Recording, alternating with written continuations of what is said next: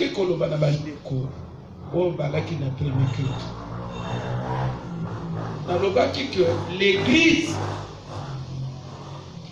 est à centre, il y a tourisme te. Tango bazoloba osala pe makasi o comprendre. L'église à centre, il y a tourisme te.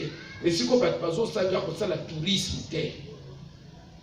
L'église est sika oyo fandi ozo mona siko bato bazoloba na mépris. L'église est à côté, siko makanisi akili makanisi toi na valeur à l'heure européenne nini fallait pas ça là. L'église est sika mako wanete. L'église est cause et sika te oye siko zo balolandela. Bon modérateur elle a dit oui, en tout cas couleur elle a dit c'est bien. Mais ce cas qui est super rose na moi ni non. L'église est sika ya mako wanete. Pourquoi nous nous bien? Bandeko, bisona bino tozo fanda. Na parole tozo bimaloko la batu ba problème te. Ya ba balance. Mais ce que Monica ka tout autour na biso, bandingo ba âge na biso. Au moins ba famille bandinga, on comprendre que y a bino un problème. On comprendre que y a un problème sérieux. Mais y a mon toi qui dit ba.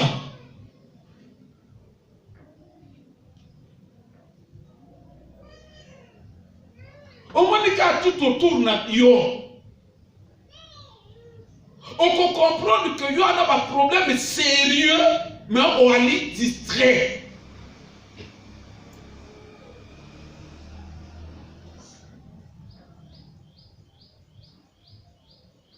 Après, c'est que tous le yenge.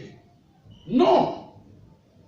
L'église est à côté de mon oiseau, il y a un mystère. L'église est ça, et si comme on doit ça, qu'il y a la loi spirituelle. L'église est ça, et si comme on doit ça, qu'il y a la arme, comment manier les armes spirituelles. C'est un centre de la spiritualité. C'est un cadre de la spiritualité. Et ça, si comme on doit ça, qu'il y a la notion spirituelle. Les vérités spirituelles. On est même à comprendre pourquoi la famille n'a pas été boyée. David Azolba, ta parole est une lampe à mes pieds. Pour la Koloba, il y a quoi éclairé, mais non, la façon dont on a l'église des Esikate Yoyi au Fandi Nanzoto, Makanisi, tout est Libana. Non. Non.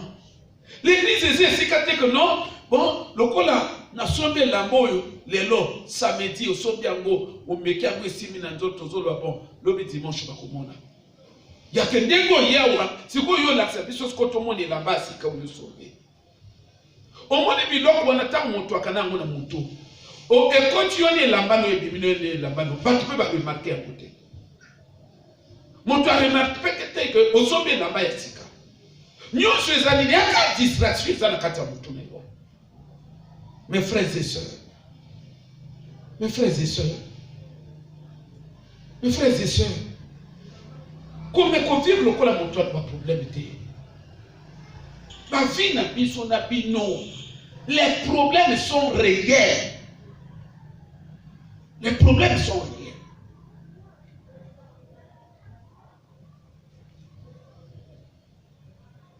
Les situations sont réelles.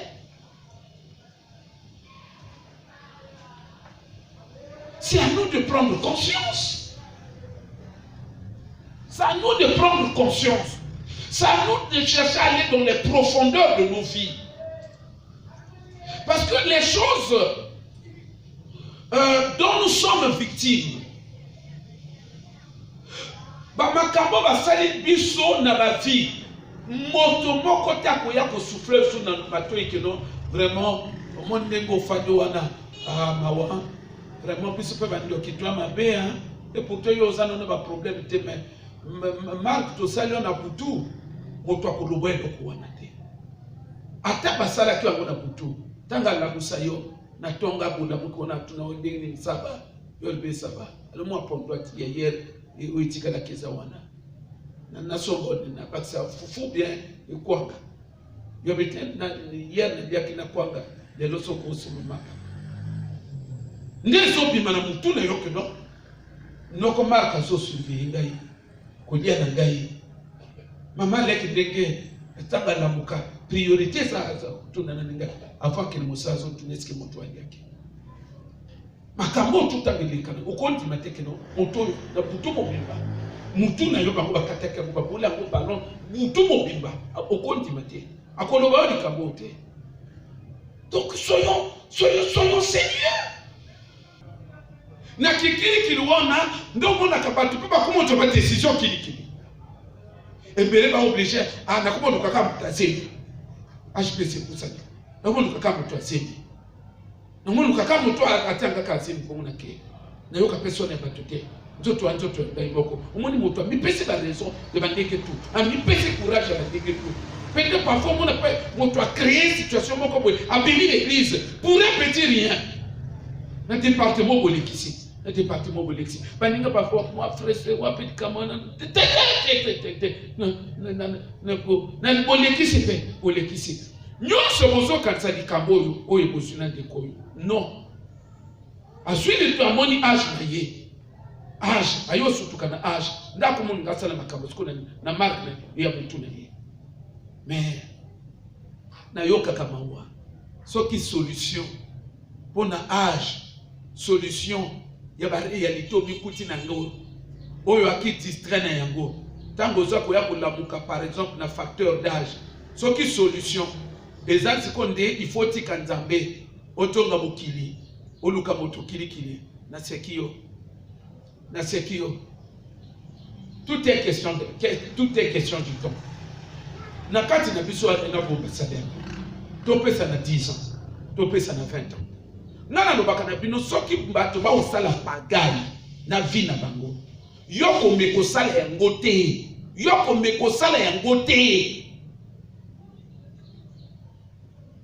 ya bango moto ba unité de mesure ya la vie te déjà marque bango ba ke ba déjà symbole ya échec dans la vie pourquoi ko so bango le quoi ba repère.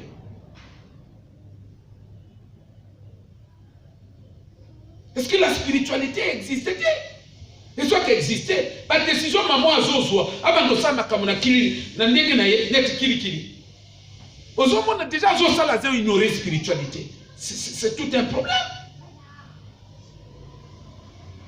Pourquoi comme à niveau? Parce que tout le temps, bazo le bané, toi conscience ou anabitumba. Mon toi n'est qu'à kili. Mon toi n'est kili. Les autres, ils me le connaissent pas pasteur, bazo le kanini. Donc ils croient que les gens tels qu'ils viennent à l'église là, ils n'ont plus de tête, ils n'ont plus de cerveau, les gens ne réfléchissent pas, ils doivent appliquer bêtement ce qu'ils disent aux autres, leurs recommandations, leurs instructions, leurs enseignements, là, les gens doivent appliquer ça là, bêtement. Ah non! Non! Ça ne fonctionne pas, ça ne marche pas avec moi. Tout le temps, aux autres, ils vont faire prendre votre conscience. Mon toi, quand il y a raisonnement, mon toi, quand il y a attitude. Tanga kende age la musiye akuti motomoka dameye mona age na yo mona boye asutuki tanga asutuko wana nesika le bate pasteur akina raison ana lukasiko nzambe ndo mona kasiko ba décision kili bande ko baninga bazo souffrir o bakubaza bayana biso batamboli na ba marque yo ozo tambola. Et belé, finalité n'a pas voulu le bateau souffrir. Nga sonne loko moko na vina ngai. Na bunda kavon na tia lokolo, ne sika, na zo vérifier bien. C'est ça, mon style de vie. Yalaka pourquoi? Ils ont un but que l'obina nyoko maté. Ils ont un but ou penazo bunanza na bike nzambe na ngako suna kai mais et ça la bino obino bozo sala obozo sala ngana moto abangisa kana inga ite ya ke ndenge bozo sala ba tetutese moi ba petit numéro tout ça obima ba grand na ba butu na bino boko aveuglement na bino mo motizo bimsa bino ba grand. Mais ngai soko tuminga na zolo ba ndeko yo. Boyo ke déjà mo. La question du temps. Et bien là basala monokwa basala tétuté sawa. Oye ba côté bazali. Oye ko ba côté bazali. Et bien là ba côté banda yo yeba ngote. Baba bume fimba, baba kole fimba, baba nino fimba, tout ça. Mako ba yaka lo banango papa akina l'hôpital asali 8 mois ndio tolo bawa makoleza ko vimba atambola ka sultana ndako. Ça fait 1 an et vous pas faire cette information. On a kende chez on a na tama kolo kuma. Na woto lo bana bino teke desina do bina e duka pasteur mususu. Oh, dikamango ali. Yo fani na kiti. Nana côté na français, yo yeba côté. Na matanga pandinga, jour enterrement. Fou le fandi ko tena di banda tena wapi na tena na katika na teka na nini? Hein? Na teka na français, batu bangu ba fandi awa. Na la femme ba yaka ko féliciter ka. J'étais trompé. L'expression était correctement posée. Mais pourquoi dans l'église na kitete na lingala? Na lobate ba français wana yo zo le bambango interprète zo le bambango elle collabore sala na eloko kana but ya que bo se satisfaire bino et ça le kola kana but ya que non bo le bo satisfaire ba intérêt ya bato moko catégorie ya bato moko balinga kama ba impression en français spiritualité ça biloko wana te non donc kitana niveau que mototo akoma comprendre na se sacrifier na niveau wana nde ya kinga na zolo baleka zoyo kanga directement après fana no sanga batitudes on se fout na makamanga na zolo tona likambote boko jamboka sakata makaka alors c'est na zolo bana bino wana bitumba na la vie au résoudre ya côté au poussani kana âge oko regretter pourquoi botama pourquoi yaka na mukili biloko na zolo boyo ebele ba déjà na katile. Ça fait mal quand nous recevons parfois certaines chrétiennes. Nous sommes en zolo papa. Est-ce qu'on a nazo vivre ya vie? Papa, telle vie nazo vivre telle. Facteur d'âge, on t'a parfois vers 50 ans. Aïkiriki. Et à ta hauteur, il souvent, moi, à comprendre. À quoi reconnaître la vérité? Mais barrière toi comme Koutana. Banzala, Banini, Moto, à Komikiriki. Au moins, niveau de la zone meilleur. Combat spirituel, il y a un fondement. Bitumba la vie, un moto, aïe, l'a déjà famille n'a pas tenu. Ce que il y a un angle, et il y a à l'ouest, à Daré, et il y a dans le nord, à Fabissi, c'est quelqu'un qui agit.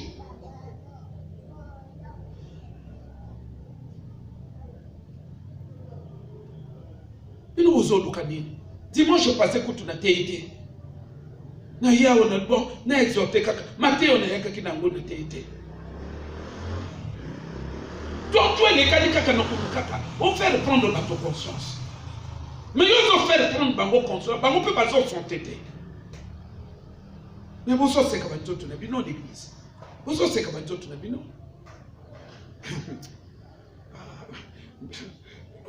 Tala moninga suka zopi kama na makamona ya spirituel. Yo lukopi kama. So ko salima seki. Usalima seki. Na lobi na yo salima seki. Oko reconnaître vie na yo un jour te. Oko reconnaître vie na yo te. Biloko no ngana kana soni no senga na fanda na yo. Marco bando kota mapango abato kosenga tango senga ono sisi obimi bapesi mwa eloko bimo komolela oya ngai donc alisi bandeko ba se retrouver na ba vie wana basala nini balingaka ngo na yebite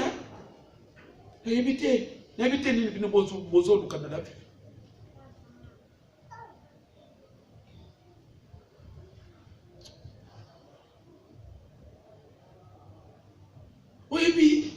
kata na tambola kana bala ngana ali ndeko moko ndeko na biso enseigner na université ya ko tuna ngale bi papa ngana fana kana ndako na bituna ka yo sala nini na université.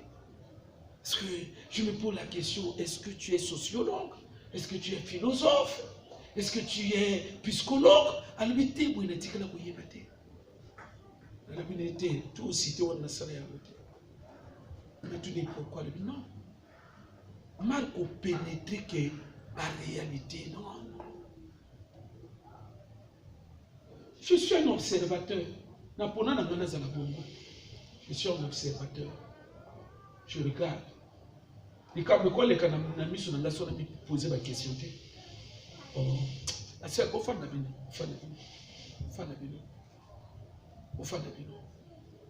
et on a bâti mes sources dans mon âme. Moi, hier, dans un salon de coiffure, na moni moi de moi si. Nzoto, mon toyi, ma maman, ma quarantaine, et les autres matawan. Nzoto! Mais pourquoi ma soeur dans un salon de coiffure, tu testes l'église? Est-ce que moi, quand Nzoto n'a mon maman, et qu'il mère un garage à la zone, on a sachet de maman, fatigué comme ça. Il a un fan d'elle. Bate ya oyozo occupé ba tout na nzela mili. Nzela mili.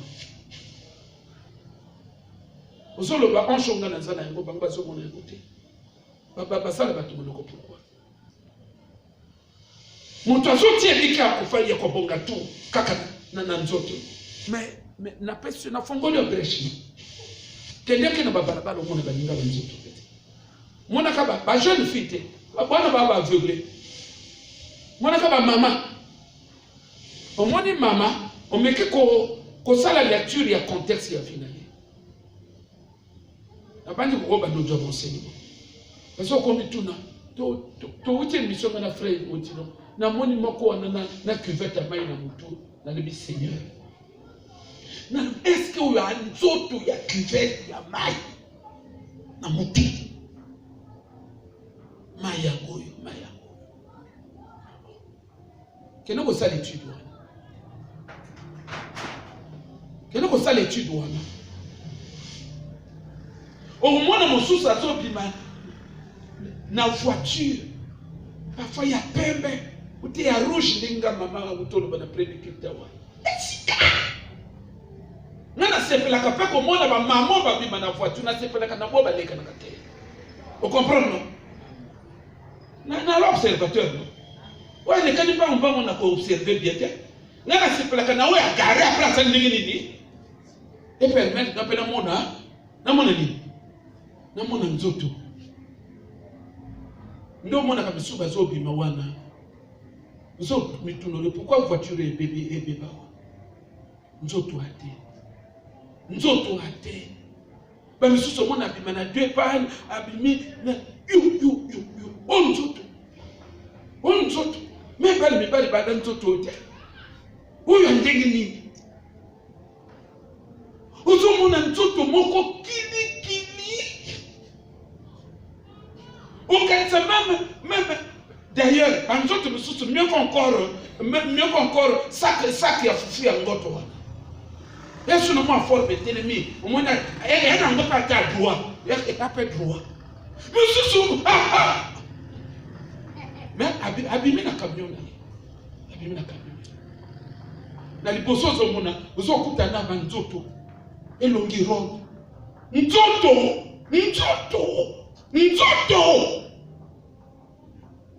Omona loko muto azoteka. Ne blaguez pas avec la vie. Quand à l'hôpital, allez makamoyo. Et bandaki ngana bandoto. Bandaki ngana bandoto. Comment décrire biso bandoto azolota? Comment décrire biso bandoto azolota? Bana loti ndoto ya boye. Bazoti linga babala. Azolo na bangana kokufa te babala ezokota. Ngana kokufa te. Alors na loti nyama moko ayaka ngana tolo. nazobenda nazolongola te nazobenda nazolongola te nazobenda nazolongola. alobi na loti mwasi moko akoti chambre azwi poudre yango ne putulu tozongi na lisolo ya putulu ngaloba moto atia alobi azwi putulu baninga bayebi putulu moninga ayebi putulu wana asa bonze ba onche ebele nayoka bino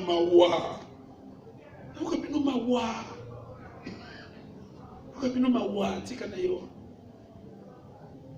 ale moto mwana mwasi wana akoti na chambre azwi putulu yango ya neti na moto ya neti na makala ya moto abwaki yango na chambre tout noir.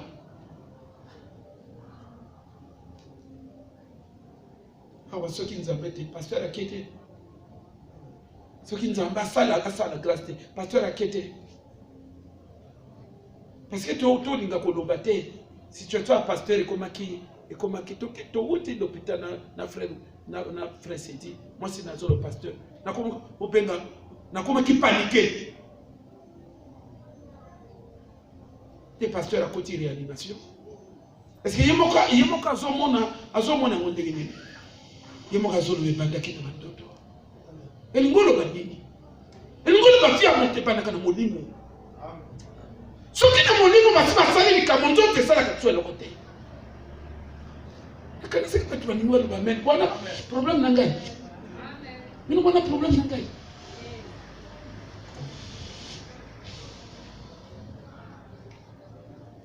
yo zotambola moto atelemi singarafia yo lali azio singarafia akangi na moto azwi singarafia akangi na loketo azwi singarafia akangi na kingo akangi na molimo asisi bake yo la moki bozo mona kaka bozo mona te bozo bano nkolo te côté mama yo na te boko kendo wapi singarafia ngo basi bakangi nde biloko ebele bato bazana yango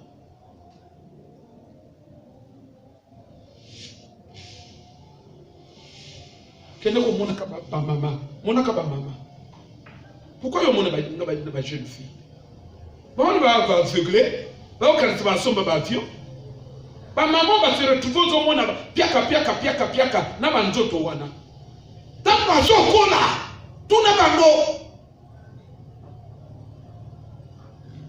bamutu na bango ezalaka mibala badeje ntango na kozwa deje ntango na kokende poto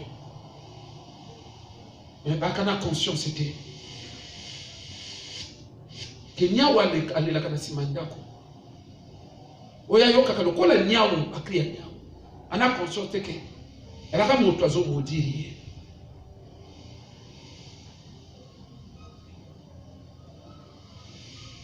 prenez conscience de la vie.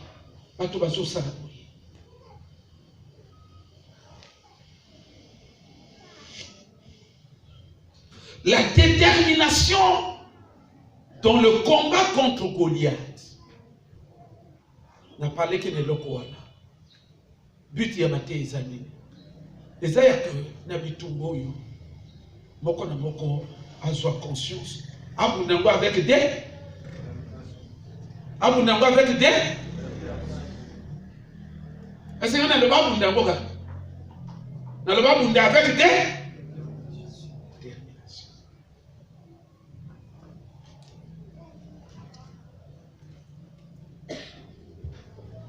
Nasunga yo. Soko moni Goliath. Na Goliath ya physique. Oh David a kundaka na yeye. Na Goliath ya molimo. Goliath nini yo zo préféré? Hein? Ngana préféré Goliath ya physique. Préféré Goliath ya physique. Okoki manona pa. Okimina yo o dévier. Obomba mpeni sika. Ya zobi maboye libanga yelungi okobu nelepeka na sonso wana Yo mona kana ba combat catch ba catcher mususu bazo koisa ya oya kia ya vraiment nene roi David abenga na Goliath wana yaki komona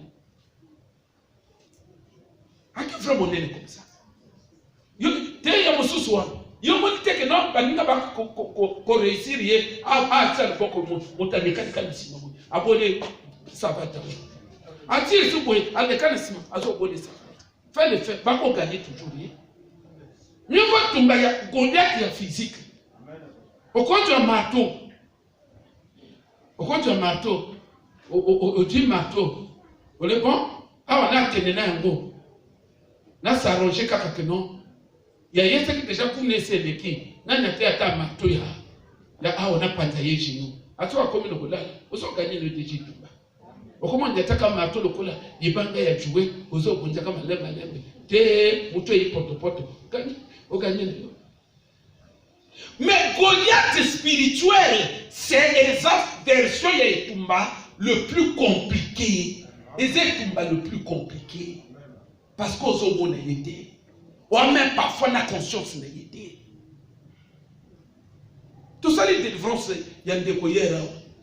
Il y a qui déterminent la vie nord. Oh, il faut essayer la calée nord. Délivrance, il faut essayer la calée nord. Là, il y a couvre-feu. Et tu as 5 minutes, là, tu es document. Mais il y a quoi sur le banini? Tant à expliquer nga ndoto na ye. Ndoto moko na lebite etali si yo na mari de nuit. Ya zu yango kidiba. Mais hier tant que yinda wa na yika na le mari de nuit sort. Na douter que les soutes, na kena qui peut compliquer mari de nuit sort. À se manifester, sans que à se révéler. N'a insisté, mari de nuit sort. Après l'hôpital là, lui nous côté comme un kiki. Et à moi si n'a gagne beaucoup. Bon, il vient de le marché où il est canadien. Bon, puis c'est ça. To where.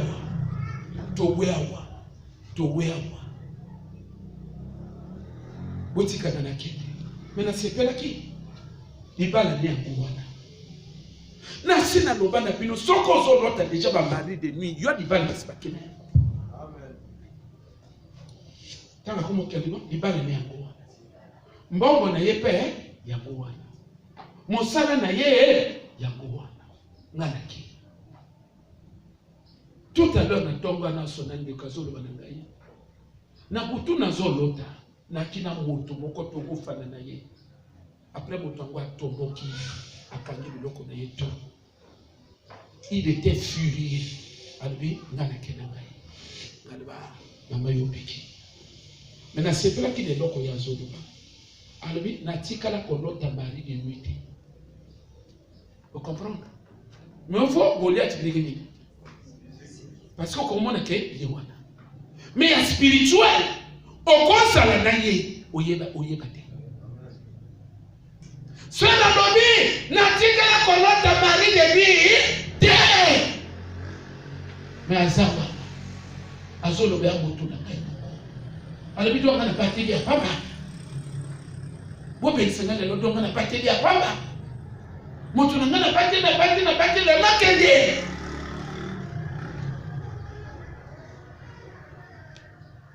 Il faut Goliath physique. Goliath physique, okoye badenge no attaquer. Mais spirituel. Oye ba payer na analyté. Et appelle l'unité. Parfois par l'action peut faire c'était. Ce qui a nyoka ou ce qui a dit no koye ba péter. Nous avons senti qu'à faire ce comme compliqué. Ça veut dire que tout le monde est moi de tout le monde s'arrêter. Et tout le monde est moi de tout le monde s'arrêter. Mais tout le monde, nous avons tombé dans le Goliath. Pourquoi? Parce que ils ont la force. Parfois, dans le ma famille, c'est ça un siècle. Et c'est ça un siècle. Bato tout ba bota makanasia pouvoir ya force wana na c'est esprit wana C'est que nous devons comprendre. Beaucoup parmi nous ont été dédiés aux esprits. Bah, joyeux moyen, bah, ça la cérémonie à couper ça yo, l'esprit wana. Et comme chaque esprit, ce qu'a vu mon tour. Et donc, quand il à ça, qui a dit, qu'on imprime personnalité, esprit wana, na katine. Donc, moi, na zoko la déjà les années, moi comme. Que ça, bimaka wana les années, depuis au moins na bongo. Oui, depuis au moins parce que makabaka y est l'esprit, esprit wana, à côté na katine, a imprimé ce caractère wana. Nous devons être combat dans notre cible et sérieux dans notre combat.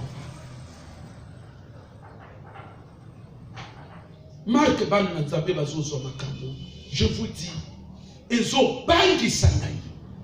Ezo Bangi Sangai. Mais pour l'heure, ça ne semble rien vous dire. Ça ne semble rien vous dire. Mes frères, mes soeurs,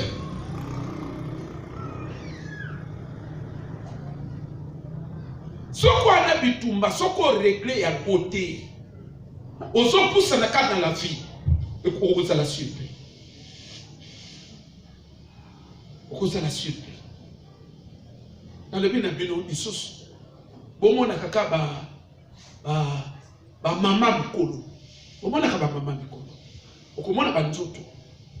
Au comment on a, il y a 50 ans, mais la jeunesse naïe, azalaki indégni. Le temps que bazo kola, jeunesse azo rayonner bouya. Aki bato bakina ba vision minene. Pourquoi bakina vision minene? Parce que elles ont résumé la vie à cette époque-là sur la base seulement de leur beauté. Alors quoi nana beauté, c'est kokosimba.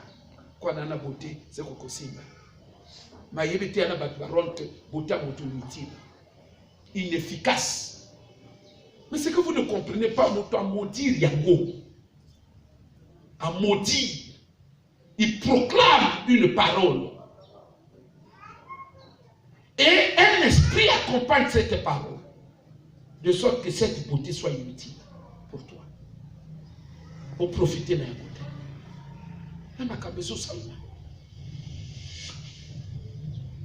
La détermination dans le combat contre Goliath. Prenons nos Bibles.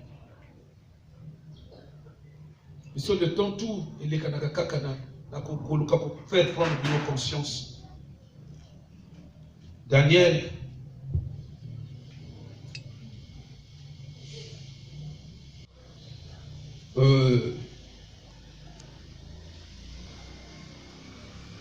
Tokotanga, et puis on va sauter certains versets. Le verset qui nous concerne le plus, c'est le verset 8. Hein? Question de nous donner quand même une pensée globale,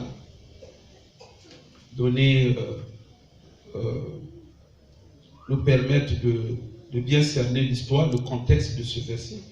Et ça, c'est ça qui nous amène à vous demander de lire avec nous, peut-être le verset 1.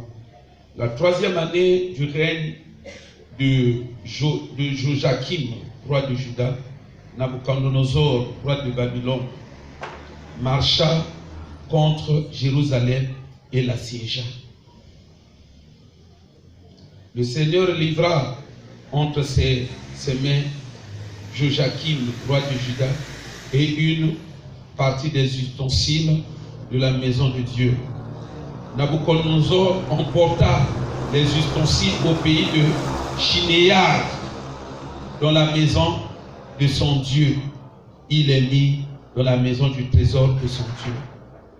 Je crois que ma culte à dimanche, le temps des amis était, et ce que nous allons faire de temps en temps, je vais revenir sur certaines choses au courant de la semaine. Parce que tant que nous avons biloko yo eza ba image. Balobi Nabucodonosor a assiégé Jérusalem, le peuple de Dieu. Oui ou non? à siéger Bango, à finir par capturer Bango. À Kena Bango Wapi, la Chinéa, donc la maison de Saint Dieu. On a bateau, on va comprendre le langage jargon Yabi. Nabucodonosor, c'est l'image de l'occultisme, c'est l'image des sorciers. La Bible, Azo incarné le quoi. C'est la fausse religion, c'est la fausse divinité. Ah, Bazo Talissa, Biloko yo. C'est-à-dire qu'à l'époque, il n'avait pas encore la révélation du diable, du royaume des ténèbres. Et donc, le royaume des ténèbres était représenté par une catégorie de gens qui manifestaient les œuvres du royaume, les actions du royaume des ténèbres. Est-ce que vous pouvez comprendre là? Époque où on a le royaume, il y a Satan. Donc Satan, son royaume opérait contre les enfants de Dieu. Nzambe ayebaki na yeke oya Satan na kati ya mwana. Mais il permet de salama physiquement. Ne bazolo ba Nabucodonosor qui est l'incarnation de la sorcellerie, de la magie, de l'occultisme, du satanisme, a assiégé le peuple de Dieu, a joué bango, n'a pas ustensile naïe, a kena bango na chinéa, dans le temple de son Dieu. Et l'ingo le banine. Le temple de son Dieu, il faut comprendre un occultiste. Kaka symbole il y a peuple de Dieu. Au moins nié, Azako incarné Motomoko vis-à-vis de tous les enfants de Dieu. Et nous le alors que pour ça la Motomoko spécifiquement, il y a que Nabucodonosor Moko Boye, un occultiste Moko, un sataniste Moko Boye. Je pensais à ce message, je dis non. Yo, bimana sataniste. Mais ce que tu bimana sataniste, il faut dire que ça la confusion n'est pas pasteur. Papa, yo mon spécialiste à Biloko, on a bon côté. Au bimana sataniste, il faut que ça la confusion n'est pas pasteur. Pas la délo déjà. Vous prenez tout à la légère. Mais écoutez, cette tendance de prendre tout à la légère là, qu'est-ce que ça vous fait croire? Qu'est-ce que vous vous dites quand vous prenez tout à la légère? Que you amen.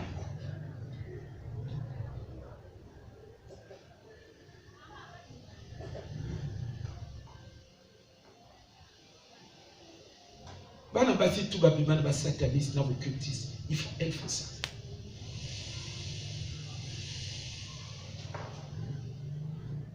Donc, awa, Nabucodonosor moko a assiégé le peuple dans Nzambe nyonso. Mais eza image que yo na marche ya bana na Nzambe individuellement. Okoko se retrouver un jour na Nabucodonosor. Ya aka type azo représenter bango tout. Nabucodonosor de sataniste moko boye asali yo pe jaune de quoi ça là assiégé yo quoi assiégé cause de ma forme de belé parce que a réussir à suivre peuple de Dieu n'a pas ustensile n'a pas nyonso vous comprenez a même à la temple de son Dieu. Un occultiste, ça quoi assiégé yo, azubiloko na yo, amema on a temple na bango. Amema on a temple na bango.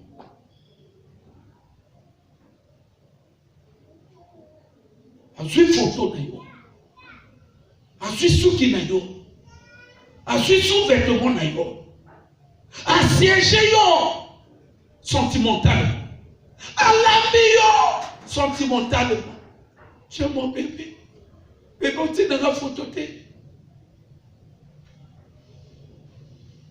Mais de nos côtés, rien, qu'est-ce qui prouve qu'on est? Puis là, on se petit là. Parce que vêtements, il y a un baiser à la oua. Mais sous ce baiser à la oua, mon bébé. D'accord, il y a un mot. Il faut dire que les monos me sous ça. Pour que vous dites que nous expose ça, comment nous monter? Je pense au moins qu'on a tout preuve d'amour. Ah? Zolo ba papi a final. Ndako tout est dans ce monde bien clôturé, bien équipé. Donc, la sous-vêtement est zakaya yomoko. Attendant mon père, au côté de la chambre, c'est que moto à la hauteur. Sauf qu'il y a qui n'a moto moussous, les gens qui n'ont pas de la hauteur.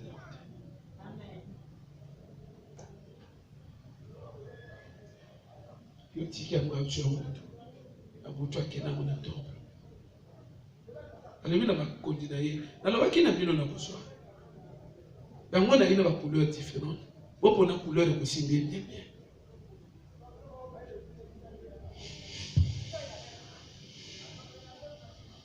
makamona zolo boyo soki na mutu na zobi melokola ke non ezobi makala ko lisa ko moko boyo ba mwana moke. Yama kambe patu bele ba victime na yango. Yama kambe zo sala dozo mona ko. Comment nzoto yo, une forme nzoto yo, elle se retrouve na vie. Akuta na kana moto. Ndozo mona balobi ke a mis en captivité. Il mit dans la maison du trésor de son Dieu. Pour le roi donna l'ordre à Ashpenaz, chef de ses eunuques, d'amener quelques-uns des enfants d'Israël de la race royale ou de la famille noble. Oh, je dis que le royaume de Satan à l'époque, le ministère de Satan n'était pas encore bien cerné. Comment le royaume des ténèbres est en train d'opérer par l'entremise, par le symbole de Nabucodonosor. Tant qu'on va assiéger, va parvenir qu'au rendre captif. Non? Donc, on a une famille qui est déjà dans le captif. Déjà, nous avons une vie à servitude. Non? Une vie à servitude. Vie à servitude. Vie à passe. C'est une famille. C'est comme Nabucodonosor. Alors, il y a un chef, il y a des uniques. C'est comme si Satan qui dit à un de ses comment on appelle ça, de ses principautés, un de ses géants. Il dit bon, les famille, il faut y avoir contrôle. Mototo azak dans la race royale. Bana nzabete. Hein? Race royale, bana nzabete. Pourquoi tokangi famille auto? Mototo dans la race royale qui appartient au roi de rois. Bango baba dangereux. Bango baba dangereux. C'est des gens au Kanga bango bien. Qui est alors qu'ils sont ça? Alors il choisit tous ceux qui sont de la famille non. Ils sont de la même nation, mais ils ont un esprit noble. Toi, la noblesse, récupérer la banque.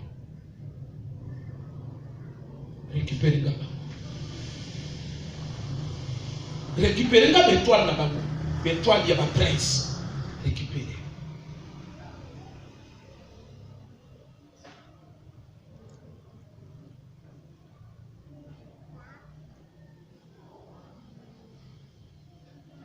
Il dit, de jeunes garçons sans défaut corporel, beaux de figure, doués de sagesse, d'intelligence et d'instruction, capables de servir dans le palais du roi, à qui l'on enseignerait les lettres et la langue des Chaldéens.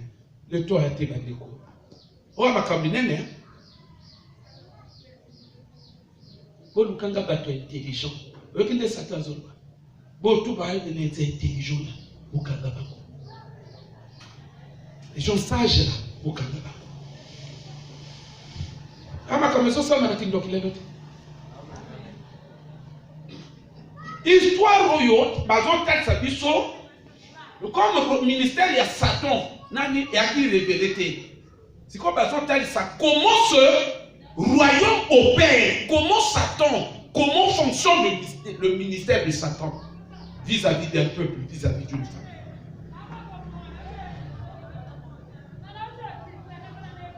Vous devez arrêter avec des blagues. Vous devez arrêter avec des blagues vis-à-vis de ma camarade. Au moins, et là qu'on n'a pas pour l'ensemble, donc on a insisté, nous avons insisté. Oui, à la longue, moi qu'on a mon temps à souffrir, déjà, ceux qui te ont caca pasteur, ceux qui te ont caca pasteur. Vous êtes des éloquements, vous êtes sibama, vous êtes interprète pour ne pas gagner. Et quand tu l'as on a la réalité spirituelle. Comme pas réalité spirituelle, ça veut dire c'est des choses spirituellement, elles sont exactes. Ou bakangayo ou bakangayo te. Ce qui bakangayo. Mes frères, azolo babo pour luka bata son défaut. Tozongi na biso na biloko na lobi ya banzoto wote. Bato na kata famille ba son défaut wana ya bia bana nzoto wana okanga baba. Ela bukonozo bazolo. Donc ce qu'on se colle, on peut comprendre que biloko bazolo boyo. Et à biloko lelo et salami, le ministère de Satan et il est maintenant dévoilé.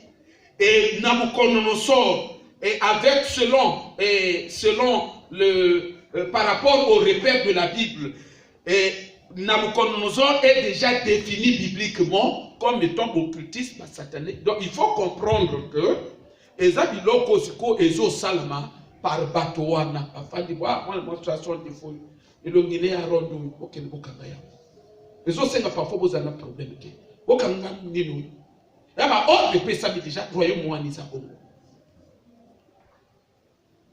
ya mono zo mona bitumba batu mususu ebanda ka jour abotama ba yiba moni yo o bebe kitoko ngana lobana bino noko na biso ayi Brazzaville azolo banangai mwana mwasi o mama na bino aboti wana te mama na bino abota oya aboti wana alibi nangai mwana tokolata ba veste na mwana wana pourquoi apembe ndeko nangai tolati ata secrétaire noko akendaka na veste tolati secrétaire. Donc là, tu sais, et là, il faut qu'il y a 4 ou 5 balles. Donc là, tu as ta sécurité. Et à Nini, et mon tamon est déjà dit, oh, voilà! Ah, mon kanda. Mais tu me pas tout passer dans quoi, tu vas depuis mon bébé. Mes frères et sœurs, quand on te dit que tu comme un abino, les alliés, Tamazono, toko enseigner par ma lettre na biso. Yo. Wana pe makamu mususu akoloba mais le tuezate. Le roi, le roi leur assigna pour chaque jour une potion de main de sa table et du vin dont il buvait. voulant les élever pendant 3 ans, 3 années, au bout desquelles ils seraient au service du roi. Je crois que frère Gaël Bloquazo comprend bien parce qu'il y a un domaine. Roi Azu Batouana l'habité. Avant, Papa nous sait l'angaï. Donc on laisse Sabango pendant 3 ans. 3 ans. Et puis, ils ont pour nous. N'oubliez pas que nous sommes ici dans la dispensation du ministère satanique. 3 ans pour les Sabango. Après 3 ans, Bakozala n'a quoi n'angaï. Et nous avons dit, Bakozala va prince.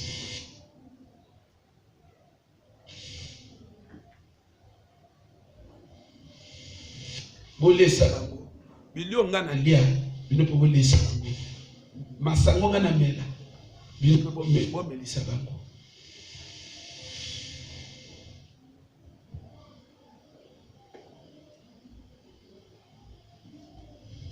Oh ko tangi 7 texte les ana enseignement makasi 7 balobi le roi le chef des eunuques leur donna des noms.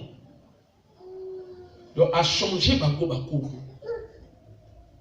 A changé Bango Bakoumou. Et donc, il faut dire qu'on change Bango Bakoumou. Le nom, c'est le symbole. C'est le symbole de la destinée, de la personnalité, de la destinée.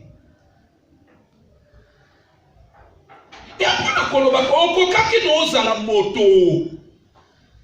Mais ce qu'on voit dans ma boca, Nabucodonosor. On va s'en appeler sur la bataille. On a moins de Nzambé. Mais, Keba, Bakola Tsobi Lokoza Hajna. Donc, on a besoin d'utiliser que comment c'est un baptême. Comment un baptême? Parce qu'on baptise on a vie moko. Yoko dit baptême.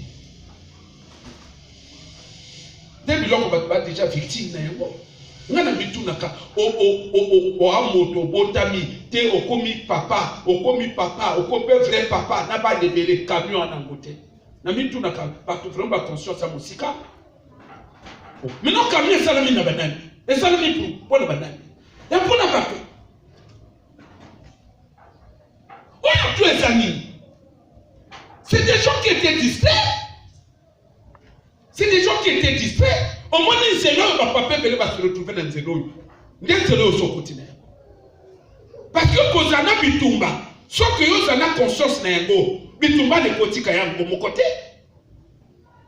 Yo koko longa te alors quoi déjà dans l'esprit et ça travaille tout mobile mais salami systématique. Bon soit bango, bon kanga bango, bon longwa na bango na Babylone. Et qu'est-ce que je dis? Bon, on va bango na Bethléem, maison du pain. Bon, on va bango na maison de Dieu. Bon, on va bango na Jérusalem, la ville de paix. Bon, on va bango na ville de paix. Bon, même bango na Chinéa. Chinéa.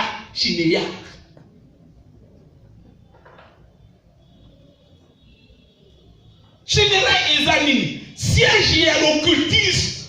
Bon, katoka nga bango wa.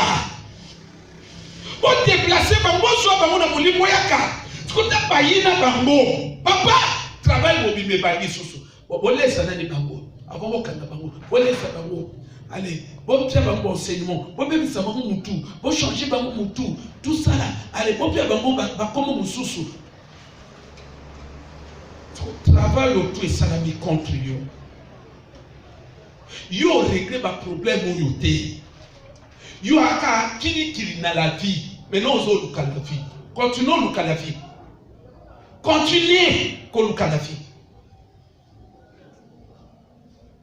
Ngana tu mitu na tambi bozo motamba na baba là-bas, bozo mona ba papa mi baba échoué dans la vie. Ça ne vous a jamais dit rien. Hein? Vous voulez quel enseignement? La Bible déclare que la nature ne vous enseigne-t-elle pas? Nous avons peur pour échouer dans la vie pour un vrai enseignement. Pour un vrai enseignement.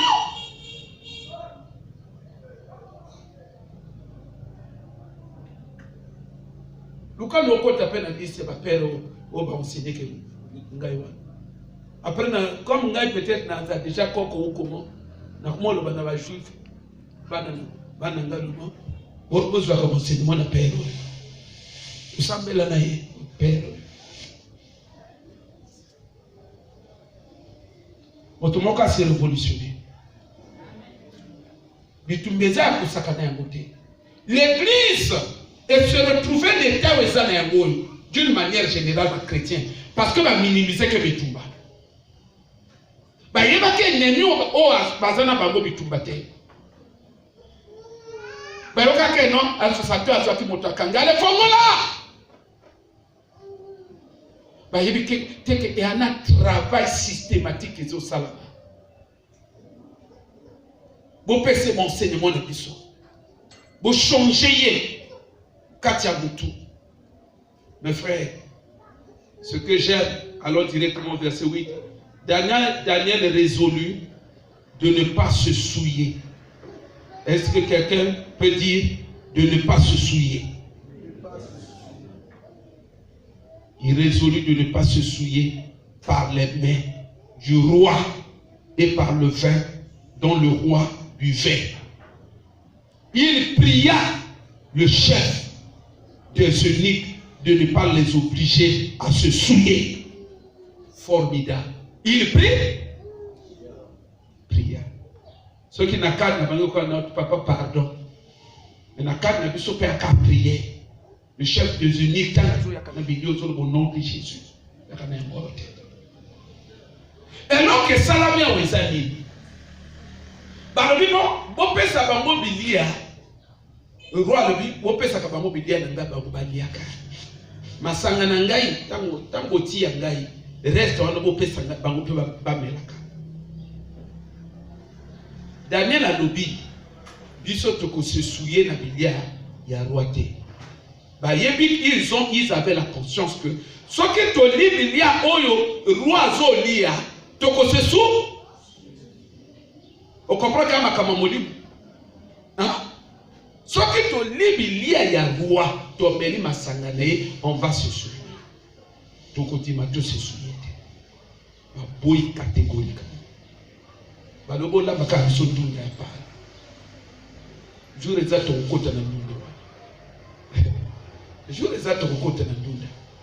Ndo moni bana nzao, o nzambe na Daniel. Daniel alaka mshuni. Amelaka masaka. Hein? Mais ce qui est là, le boy. Bazoloba, le temps est athée. Bazoloba que Jean Zoloba que namoni une prostituée à fin de l'image. Prostituée wana avec laquelle les gens, les rois de ce monde se sont livrés de son vin. Daniel a melaka vin. Mais yozo luka olonga lukola Daniel. Mais yozo vérité ce que zo melaka vin na moisson te. Hein?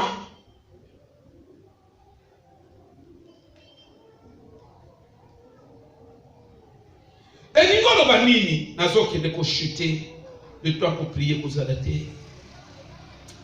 Zaba pesa biso makasi Nicolo ko yaka to prier. Oh Seigneur. Daniel a lobi to ko lia bilia wana te. Bilia ya tabi ya roi biso to ko se souiller na yango te. Pourquoi Daniel a zoboye yango? Ayebi que bilia wana soke koti na biso e ko souiller biso vie. Problème tozana yango na bino.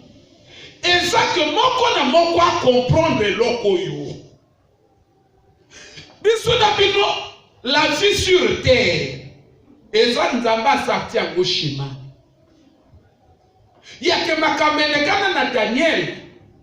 Et ça peut ma caméra le cas ma vie à battre bébé. Il faut y que biloko oyo zo lia. Biloko ozo lia boye. Et quand la biloko ezo souye yo. Ezo polluer destiné na yo. Et ça n'a biloko parmi ma stratégie à monde des ténèbres. Pour n'avoir bien bambisa avenir ya moto, basouiller pour ne pas polluer destinée ya moto, asala moto te. Moko na ba stratégie, yana biloko pa kolesa. Bo pese biloko wanalia. Yo moto kokende kuna ozo biloko wana balia. Bo melisa ye biloko wana. Yakake biloko moke bo melisa yango. Nde ememi biso na verset ototanga la fois dernière, tozo succès na verset wana. Puisque le temps est athée, Matthieu chapitre 13. Matthieu chapitre 13, nous sommes au verset 32. 31 dit, il leur proposa une autre parabole, il dit, le royaume des cieux est semblable à un grain de sénévé qu'un homme a pris et sémé dans un champ. C'est la plus petite de quoi? De toutes les semences. Mais quand il a poussé, il est plus gros que tous les légumes. Tous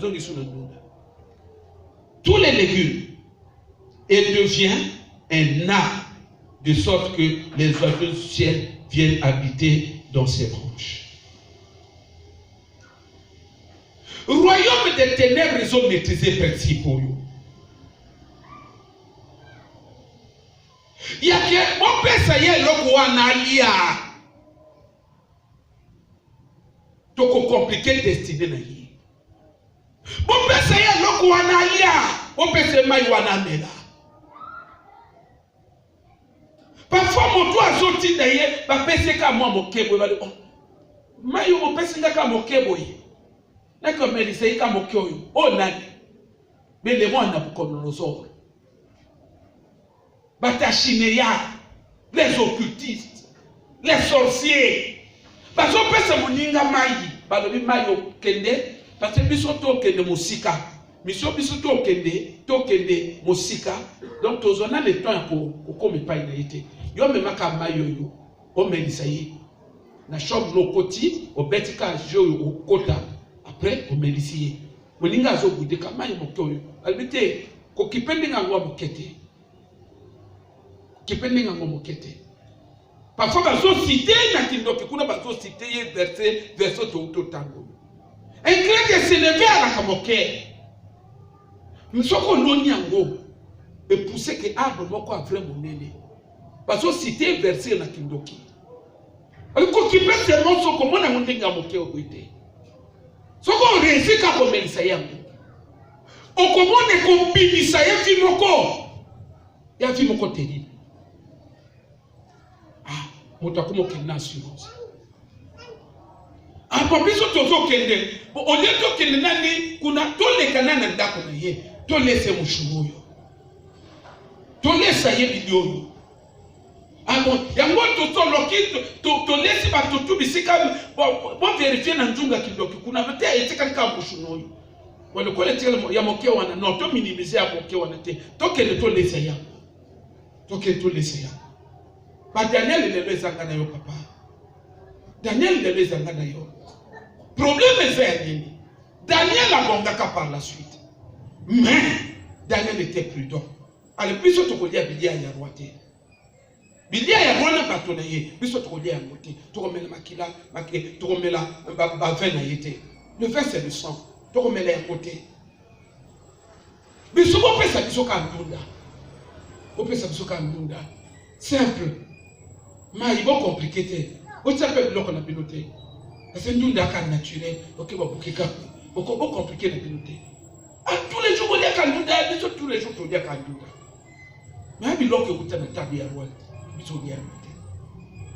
Mais les lois, et béli à Batouba, et l'on que ça et béli à Batouba, bazo salé à côté. Et ça, chaque bouton aux bien. Chaque bouton aux bien. Chaque bouton aux là. Papa, on tourne dans les minato na yo. Bible zoloba. Grand ya sénévé. Ce qui va l'oni yango yaka mokebe. Mais après botaka arbre vrai monene. tikala koyeba ke biloko yo zo négliger ozo diaka na babuto ozo négliger ozo melaka ba mai na babuto ozo négliger on a moto moso mona ladi boye ba kote loko mona monoka mona ala uki ya ko ka tendeka na boboto bwe na bolimwe bibi moi ne sais les kanaki même pas de façon toi personne ne prend rien au sérieux parce que il y a des la buto il prend rien au sérieux parce que mon akabili ya buto parce que mera ba mai na buto personne ne prend rien au sérieux et pas une autre bimakake non bandota ndo ya bilia buto pe il chauffe pas ina ngai mon frère bato bazo lesa yango bayebi nini bazo sala bayebi que biloko tozolo et pas une abilia et pas une baba sémence et que nous to pourrir vie bilia ya butu et bimaka comme type de vie c'est une sémence la sémence est logée dans âme ya moto et puis misaka vie en moi ndoka akokolia ko compliquer makambo na moi te avec na moi yo ko prier bango balekana kana buto ka mukate papa na ndoto wana papa na se retrouver papa na mukate na maboko bapesi nga mukate moko binali après le on ndeni na dia bia nino papa na sotuki Daniel a boyaki alobi na kusoko souiller vite to souiller vite souiller ça veut dire corrompre on va pas rendre on ne va pas corrompre nos vies on ne va pas détruire nos vies ma destinée est détruite ni bazotia ka batu ndoko ya kolia na butu mon frère tala si on était une église mature, délivrance à monter bandaka, na makaba mona na moïté, délivrance à monter bandaka, à lali, à loti, ndoto, na tongo, babandé déjà délivrance. Ou on est une église mature, une église responsable. Ou ba yebi que, et l'on va décider et à ces monstres, il y a vie à moï. Avant se manifester, tout ministère. Ça, c'est une église mature. Si on est comme ça, c'est parce que l'église n'a pas encore compris ce principe. Dans le bas qui est au courant de la semaine, nos vies présentes sont la conséquence des semences que nous avons, qu'on nous a données hier. Mais attention, ta vie de demain dépend des semences d'aujourd'hui. Attention, les gens qui vont aller sur le bouton. Ndoto ya kolia na butu esengaka déjà moto délivrance. Mozomona. Azo kipe na moto. Azo kipe na bamote. Oso lo bakena ya lo babongo. Ya kopia banito bilia na moi. Bongo soma na kopia pino bilia na moi te. Il faut se koyomba nontima olie ya butu. Bongo bilia ya butu kanga la moi.